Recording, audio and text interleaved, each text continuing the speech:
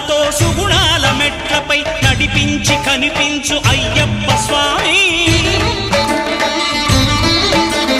మకర సంక్రాంతి సజ్జోతివై అరుదెంచి మహిమలను చూపించు మణికంఠ స్వామి